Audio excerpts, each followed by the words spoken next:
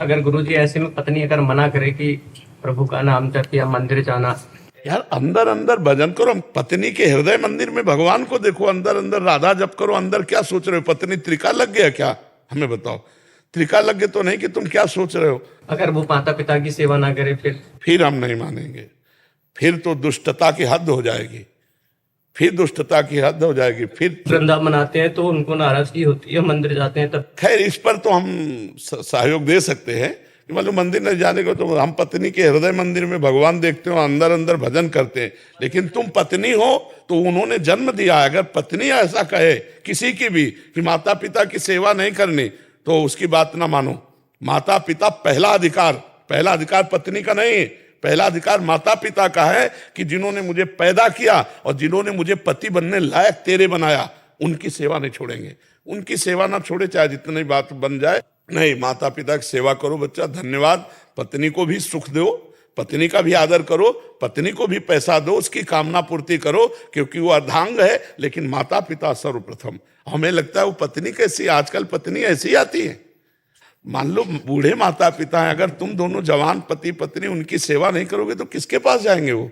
कल तुम बूढ़े होगे, तुम्हारे बच्चे तुम्हारा ऐसा, थोड़ी देर तुम अपने माता पिता की जगह खड़े होके देखो और तुम्हारा पुत्र तुम्हारे साथ करे तो हाँ, तो वो फिर अगर देखो जो आप माता पिता को सुख पहुंचाओगे तो आपको सुख पहुंचाएगा, अगर माता पिता को दुख पहुंचाओगे तो फिर तुम्हारे को दुख पहुंचाएगा। एक बूढ़ी माँ को मिट्टी के खपरे पे दाल रोटी देती थी, तो एक दिन खपरा थोड़ा ज्यादा ऐसे हिल गया तो लड़के ने कहा मम्मी टूटने न पावे। तो उनका क्यों? बोले यार दादी को देती हो ना, कल इसी में हम आपको देंगे। वो बच्चा देख रहा है तुम्हारे आचरण, भगवान उसकी ऐसी बुद्धि करेंगे जैसा तुम अपने सास ससुर के साथ करोगे ना वैसे तुम्हें भोगना पड़ेगा। नहीं, माता पिता भगवान है, मातृ देवो भव पितृ, इस बात पे हम नहीं मानेंगे। अपने माता पिता की सेवा करते हो उसका भी पोषण करो, उसको भी रुपए दो, उसकी भी कामनाओं की पूर्ति करो, लेकिन ऐसा नहीं के पास रहता है। हम तो कहते नहीं कि हमें पैसा चाहिए माता पिता को खर्चा के लिए। हाँ बिल्कुल दो, पहले हिस्सा करके दे दो। मान लो 1000 रुपया मिलता है तो 200 माता पिता को दे दो, 800 भले तुम रखो, लेकिन 200 तो दे दो उनको। भयो वृद्ध है, उनका पालन पोषण तो होना चाहिए ना। और जब शरीर स्वस्थ हो तो उनकी दौड़ के सेवा करो, किसी की बात मत मानो। इस सास ससुर को भी क्या ध्यान रखना चाहिए, क्योंकि एक पक्ष तो ये है बिल्कुल सही है और ऐसा होना चाहिए, दूसरे पक्ष में कहीं कहीं वहां से भी गड़बड़ हो जाए उस बहुत ज्यादा गड़बड़ी होती है। जो सास ससुर हैं उनको चाहिए कि हम अपनी बेटी के साथ कैसा व्यवहार करेंगे। अगर हमारी बेटी होती इस जगह तो हम कैसा व्यवहार करते? ठीक अपनी बिटिया जैसा व्यवहार करना चाहिए सास ससुर को। सास ससुर को बहू मान करके, उसे नौकरानी मान करके या दूसरे की बेटी मान करके अपमानित नहीं करना चाहिए, उसका शोषण नहीं करना चाहिए। अपनी बेटी को जैसे हम प्यार से ऐसे अगर बहू को रखें तो हमारा जीवन मंगलमय हो जाएगा। लेकिन कुछ सास ससुर ऐसे होते हैं जो आई हुई कन्या को, दूसरे के यहाँ से जो आई है अपनी बहू बनी है, उसके साथ बहुत गलत बर्ताव करते हैं। हाँ, ऐसे बहुत से हमने खुद सुने हैं कि वो गलत व्यवहार करते हैं। नहीं करना चाहिए, नहीं दुर्गति होगी। यहाँ नहीं दुर्गति होगी तो भगवान के यहाँ दुर्गति होगी। तुम्हारे यहाँ वो आई हुई कन्या है, अगर तुम उसका आदर नहीं करते, उसके साथ मतलब कठोर व्यवहार करते हो, गलत व्यवहार करते हो तो तुम्हारी दुर्गति हो जाएगी। पहली बात तो यही हो जाएगी और यहाँ बचेगी तो नरक में हो जाएगी। ऐसा नहीं है कि आई हुई गृह लक्ष्मी को सताया जाए। जो नववधू आती है वो गृह लक्ष्मी है, हमारे कुल परंपरा को चलाने वाली है, वो कोई साधारण नहीं है। अगर उसको आप अपमानित करेंगे, और जिसके घरों में स्त्री को दुख दिया जाता है उनके घरों में कभी लक्ष्मी नहीं टिकती, ये ध्यान रखना। जहां स्त्रियों को मारा पीटा और मतलब उनको नीचा दिखाया जाता है, उन घरों में कभी स्त्री संपन्न नहीं हो सकते, वो स्त्री संपन्न सुखी नहीं हो सकते। इसलिए देवी स्वरूपा है, स्त्रियों का आदर करे, पर स्त्रियों को जरूर चाहिए कि वो अपने सास ससुर वयोवृद्धों की सेवा के लिए अपने पति को मना ना करें, स्वयं सेवा करें। अगर स्वयं रुचि नहीं है तो फिर पति को करने दें, वो व्यवस्था कर रहा है जैसा भी, उसके विरोध में ना रहे, नहीं तो आपका जीवन नरक हो जाएगा। आपके लड़के आपके साथ जब ऐसा व्यवहार करेंगे फिर जीवन बहुत नरक हो जाएगा। आज तुम वयोवृद्धों को दुख दोगी तो कल तुम्हारे लिए तुम्हारे बच्चे, तुम्हारी संतानें तुम्हें दुख देंगी। शरीर स्वस्थ है यार, खूब माता पिता की सेवा करो, परिवार को सुखपूर्वक चलाओ। मनुष्य जीवन बड़ा दुर्लभ है, दुर्लभ देह मिली तो आनंद लूटो। यहाँ क्लेश, अशांति, नाना प्रकार की गलत आचरण वाली वृत्तियां, ये सब त्यागो, आनंदमय जीवन व्यतीत करो। अरे जी, इसमें सबसे ज्यादा रोल पति का रहता है, पत्नी की तरफ से और माता पिता की तरफ। पति का बहुत ज्यादा रोल होने के कारण उनके दोनों के बीच सामंजस्य बिठाने के लिए उसका क्या रोल होना चाहिए हमारा? बहुत बहुत सुंदर बात है, क्योंकि देखो पति को बहुत धैर्यवान होना चाहिए, क्योंकि वो भी इनको सुनाएंगे, ये भी इनको। हाँ, बहुत धैर्यवान होना चाहिए। उसको चाहिए कि उचित बात पत्नी की सह ले, और जब अनुचित बात हो तो हट जाए, अरे नहीं, पीटे नहीं, गाली गलौज नहीं करे। और माता पिता जब उचित या अनुचित दोनों बोले तो उसको सह जाए, कभी उनको गाली गलौज न करे, कभी उलट कर जवाब न दे। पत्नी की उचित बात सह जाए, अनुचित बात में चल दे। माता पिता की उचित अनुचित दोनों बातें सह जाए, वो चाहे गाली दे चाहे अपमान करें, क्योंकि हम उनके पुत्र हैं, उनके दास हैं, उनकी बात सहकर उनकी सेवा करें। माता पिता में जब तक हम भगवत भाव नहीं करेंगे तब तक सेवा नहीं बनेगी। जैसे आप सेवा करो, इसके बाद कोई रिश्ते नातेदार आया तो उससे कहेंगे बिल्कुल सेवा, मान लो हम कह रहे हैं, वो निंदा कर दें आपकी, तो भी आपको उनको मारना नहीं है, गाली गलौज नहीं करना, चुपचाप मुस्कुराकर वैसे ही सेवा करनी है जैसे पहले कर रहे थे। इससे तुम्हारा मंगल हो जाएगा। और पत्नी को भी प्यार देना चाहिए, मारना पीटना ठीक नहीं है। अगर वो अनुचित व्यवहार करती है तो हमारा रुख बदल जाना ही उसके लिए मारने जैसा होगा।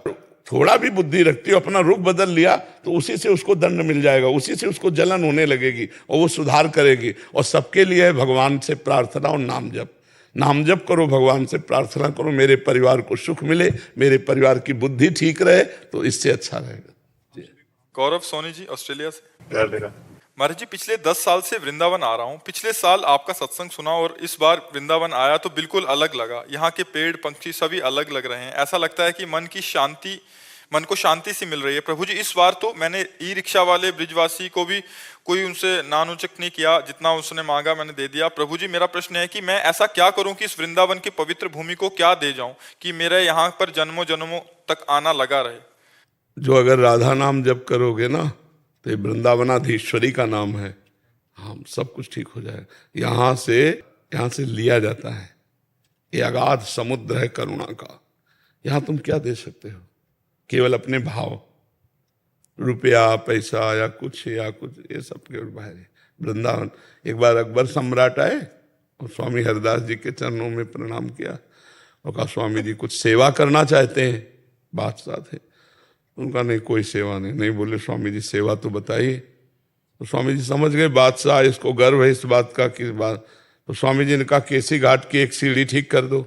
बादशाह से बात कर रहे हैं, पूरे घाट का घाट निर्माण कर। बोले जाओ। तो जब गए तो दिव्य वृंदावन की एक सीढ़ी देखी, लौट के आए चरणों में। बोले, हमारे पास खजाने में ऐसे हीरे ही नहीं जिससे मैं सीढ़ी जड़वा सकूं, कोना टूटा है, हम असमर्थ हैं। तो वृंदावन वो महिमामय है जहां अकबर सम्राट भी असमर्थ हो गया था।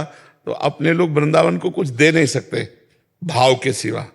भावोत्सवेन भजताम रस काम धेनुम तम राधिका चरण रेणु महाम। यही भाव कि रिक्शा वाले में भी आपका भगवत भाव हो गया, लता पता यहाँ के पशु पक्षी सब में भाव, यही सबसे खास बात है। भाव ही यहाँ है, प्रभु को भाव के सिवा और हम क्या दे सकते हैं? हमारे पास जो कुछ है सब प्रभु का दिया हुआ है। शरीर प्रभु का दिया हुआ, घर प्रभु का दिया हुआ, मकान प्रभु का दिया हुआ, रिश्ते नाते प्रभु को। देख लो, गृहस्थी कोई अपवित्र मार्ग अब अपवित्र कर रहे हैं, जिससे हाथ मिलाया, प्यार करके जीवन निर्वाह किया, एक दूसरे की कमियों को क्षमा किया, प्यार में जिंदगी। आजकल ज्यादा प्रेम विवाह होते हैं और साल पूरा कम होता है, 1 वर्ष के पहले डिवोर्स भी हो जाता है। हमें नहीं लगता कि प्रेम विवाह या क्या है।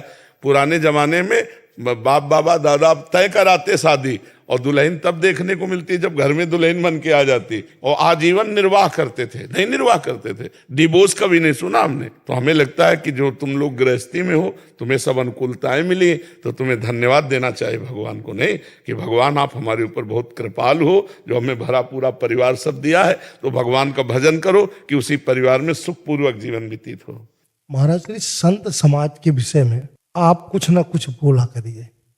महाराज जी से इससे निंदा स्तुति होती है और वो हमारा विषय है नहीं, हम सबको भगवान मानते हैं। इसीलिए तो हम आपसे कह रहे हैं कि आपको दुनिया सुनती है, वो चाहे गृहस्थ हो चाहे संत हो, और आपका बात निंदा की नहीं है, क्योंकि संत निंदा से परे होता है महाराज श्री। पर हाँ, पर इसमें क्या है, जैसे हम किसी संत के विषय में बोले कि ये आचरण पाखंड है और वो आचरण उनमें हुए तो उनको चुभेगा। हाँ हाँ, उससे क्या होगा कि जो भागवतिक मार्ग में चल रहे हैं उनको तो सपोर्ट मिलेगा, और जो भागवतिक मार्ग में नहीं चल रहे फिर समाज उनका तिरस्कार करेगी। नहीं तो अच्छी बात है महाराज जी, जब हम रास्ते में हमारे कांटा लगेगा तभी हम रास्ते को देखेंगे। नहीं, कुछ लोग इसको व्यापार बना रखे हैं, उनको इससे कोई फर्क नहीं पड़ता। नहीं महाराज श्री पड़ेगा। तो ये हमारे मन की वेदना थी और जिज्ञासा थी कि महाराज श्री से ये बात कहेंगे जरूर, क्योंकि आपको लगभग पूरे विश्व में आपको सुना जाता है। जी जी। अब हमारा की एक विशेष कृपा है आप पर। हाँ, हमारा एक उद्देश्य है, ये क्रूरा अपि पापिनो न च सताम संभाष्य दृश्याश्चे सर्वान वस्तुतया निरीक्ष परम स्वाराध्य बुद्धिर्मम। जो क्रूर हैं, पापी हैं, दुष्ट हैं, गलत आचरण वाले हैं, उनमें भी मेरा राधा वल्लभ लाल साक्षात विराजमान है। तो अब जैसे कोई साधक आकर अपने आचरणों को पूछता है तो उसको उपदेश दे देते हैं कि ये आचरण गलत है, ये आचरण ठीक है। बकाया जहाँ कोई शुरू किया किसी की निंदास्पद बात, तहाँ हम चुप हो जाते हैं, क्योंकि तेरे भावे जो करे भलो बुरो संसार, नारायण तू बैठ के अपनो भवन भुहार। जब हम अपने अंदर, तो हमें कमियां ही कमियां दिखाई देंगी, दूसरे में प्रभु शो अनन्य गति जाके असमति न टरे हनुमंत। मैं सेवक सचराचर रूप स्वामी भगवंत। मेरा भगवान और मैं सेवक, चराचर जगत मेरे भगवान का स्वरूप है। अब कहीं तमोगुणी रूल हो रहा है, कहीं सतोगुणी, कहीं रजोगुणी। अब इन गुणों की लीलाएं हम देखते नहीं हैं और सब में त्रिगुणातीत तत्व को देखते हैं। अगर वो पाखंड की लीला कर रहा है तो मेरा भगवान ही है, वो दुष्टता की लीला कर रहा है, मेरा भगवान ही है। ये क्रूरा, जो क्रूर है, दुष्ट है, पापी है, नीच है, विद्या विनय संपन्ने ब्राह्मणे गविहस्तनी सुनीचो सुपाके चा पंडिता समदर्शिना। एक तरफ बहुत निंदनीय कर्म हो रहा है, एक तरफ बंदनीय हो रहा है, दोनों के बीच से हम गुजर रहे हैं, न निंदनीय का फर्क न बंदनीय का फर्क। अब जब कोई सामने आके प्रश्न करे कि मेरे इन आचरणों में कौन से आचरण शास्त्रीय पद्धति से विरुद्ध हैं और कौन अनुकूल हैं, तो उत्तर देने में प्रसन्नता हो जाए, सार्वभौम बोलने में, कि किसी को ऐसा न महसूस हो जाए कि ये अपमान करते हैं संतों का। तो फिर निंदा किस बात की? आप परे हैं महाराज श्री, हमारा ये आग्रह और निवेदन, आज से हम इस बात पर ध्यान रखेंगे। सिर्फ निवेदन, हाँ, इसी तरह का वो नहीं है जी जी। तो सिर्फ राधा रानी के सेवक जी। है और परम स्वतंत्र हैं जी। नहीं, क्योंकि आप मार्गदर्शक हैं जी। संत समाज के बात शैव या वैष्णव की नहीं हम कर रहे हैं जी हाँ, अपने समाज की बात कर रहे हैं महाराज श्री। बिल्कुल। वो चाहे आप में हो चाहे हम में हो। बिल्कुल ये हमारी जिज्ञासा है बहुत समय से थी। जी जी। अभी हम कुंभ से लौटे तो यही जिज्ञासा हुई कि आज हमें महाराज श्री से मिलना ही मिलना है। हम आगरा से चल करके आए। जरूर, आज से इस बात पर हम ध्यान रखेंगे कि जब कोई प्रसंग आएगा ऐसा, तो संतों के लक्षणों का वर्णन, और इन लक्षणों से विलग जो चलता है वो पाखंड है, चाहे कोई भी हो। हाँ, बस आप बोलने लगेंगे तो संख्या बढ़ेगी। जी जी। आप कहने लगेंगे तो कुछ चीजें ऐसी होती है न चाह करके भी करना पड़ता। हाँ, हमारी समाज जब प्रवीण हो जाएगी तो उसको सावधान होना पड़ेगा। हाँ, समाज जब ये जान लेगी कि साधु का क्या लक्षण, पाखंड का क्या लक्षण, दंभ का क्या लक्षण, तो जब ये प्रवीण हो जाएंगे तो अपने आप उनको संभलना पड़ेगा कि इनकी दृष्टि में पैनी हो जाए ना, तब ये भोले भाले हैं, जैसे चाहे वैसे इनको मोड़ सका, तो वो पाखंड और दंभ अपना जलवा दिखा रहा है। अच्छा, साधु ना इसको बोलेगा तो और कौन बोलेगा? गृहस्थी की तो ताकत नहीं कि साधु के विषय में कुछ बोल सके। इसीलिए महाराज श्री जी जी। तो और आप बोलेंगे अगर आपको देख करके जिस दिन आपने शुरू किया जी जी, तो ब्रज के जितने भी कथावाचक है बोलना शुरू कर देंगे महाराज श्री, आपका सब अनुसरण करते हैं। जी जी। और जब बड़े मंच से बोला जाएगा जी, कहीं ना कहीं तो कुछ ना कुछ तो उसमें सुधार। नहीं तो भगवान ने आपको प्रेरित किया तो जरूर इस विषय में हमारी बड़ी वेदना है। जी जी। आप जरूर, क्योंकि ये सब अनुसरण करते हैं। समाज जो है वो संत का अनुसरण करता है। बिल्कुल बिल्कुल। और जब संत जाता है तो आपस में ये लोग कहते हैं कि देखो बाबा लोग क्या कर रहे हैं। बिल्कुल बिल्कुल। तो जो 10 वैसे है और 2 उस बीच में जो महात्मा होते हैं ना, जी बड़ी वेदना होती है वो सब सुन करके, जी जी हटना पड़ता है। बिल्कुल बिल्कुल बिल्कुल बिल्कुल बिल्कुल कुछ नहीं। कह भी नहीं सकते क्योंकि उनकी बात सुनते सुन करके ही रहते, क्योंकि संत तो संत है, जी जी जी फर्क नहीं कुछ पड़ता है। जी तो जी फिर आपको महाराज श्री इन सब चीजों में फर्क तो पड़ेगा ही नहीं, क्योंकि महाराज के चरणों में मेरा कोटि कोटि नमन। संसाधन एवं विकास। क्या आप उन वस्तुओं का नाम बता सकते हैं जो गांवों और शहरों में हमारे जीवन को आराम पहुंचाते हैं? ऐसी वस्तुओं की एक सूची तैयार करें और इनको बनाने में प्रयोग होने वाले पदार्थों का नाम बताएं। हमारे पर्यावरण में उपलब्ध प्रत्येक वस्तु जो हमारी आवश्यकताओं को पूरा करने के प्रयुक्त ही की जा सकती है और जिसको बनाने के लिए वैधिकी उपलब्ध है, जो आर्थिक रूप से स्वाभाव्य और सांस्कृतिक रूप से मान्य है। एक संसाधन है हमारे पर्यावरण का उपलब्ध वस्तुओं की रूपांतरण प्रक्रिया प्रकृति प्रौद्योगिकी की और संस्थाओं के पारस्परिक क्रियाक्रम संबंधन में निहित है। मानव प्रौद्योगिकी द्वारा प्रकृति के साथ क्रिया करने के और अपने आर्थिक विकास की गति को तेज करने के लिए संस्थाओं का निर्माण करते हैं। क्या आप भी अन्य बहुत से लोगों की तरह संसाधनों को प्रकृति उपहार समझते हैं? ऐसा ही है। संसाधन मानवीय विक्रियाओं का परिणाम है। मानव स्वयं संसाधनों का महत्वपूर्ण हिस्सा है। वे पर्यावरण के पाए जाने वाले पदार्थों को संसाधनों में परिवर्तित करते हैं तथा उन्हें क्यों करते हैं। उन संसाधनों का वर्गीकरण निम्न प्रकार किया जा सकता है। पहला है उत्पत्ति के आधार पर जैव और अजैव। दूसरा है सामान्यता के आधार पर नवीकरण योग्य और अनवीकरण योग्य। तीसरा है स्वामित्व और आधार पर व्यक्तिगत सामुदायिक राष्ट्रीय और अंतर्राष्ट्रीय। और चौथा है विकास के स्तर पर आधार पर संभावी विकसित भंडार और संचित कोष। पांचवा बताते हैं हम। तो संसाधनों के प्रकार। उत्पत्तियों के आधार पर जैव संसाधन। इन संसाधनों की प्राप्ति जीवमंडल से होती है और इनमें जीवन व्याप्त है, जैसे मनुष्य, वनस्पति ज्ञात, प्राणी ज्ञात, मत्स्य जीवन, पशुधन आदि। अजैव संसाधन वे सारे संसाधन जो निर्जीव वस्तुओं से बने हैं अजैव संसाधन कहलाते हैं और उदाहरणगत चट्टानों और धातुएं। सामान्यता के आधार पर नवीकरण योग्य संसाधन वे संसाधन जिन्हें भौतिक, रासायनिक या यांत्रिक प्रक्रियाओं से द्वारा नवीकृत या पुनः उत्पन्न किया जा सकता है, उन्हें नवीकरण योग्य अथवा पुनः पूर्ति योग्य संसाधन कहा जाता है। उदाहरणार्थ सौर तथा पवन ऊर्जा, जल, वन का वन्य जीवन। इन संसाधनों को सख्त अथवा प्रवाह संसाधनों में प्रभाजित किया गया है। चित्र। अनवीकरण योग्य संसाधन। इन संसाधनों का विकास एक लंबे भूवैज्ञानिक अंतराल में होता है। खनिज और जीवाश्म ईंधन इस प्रकार के संसाधनों का उदाहरण।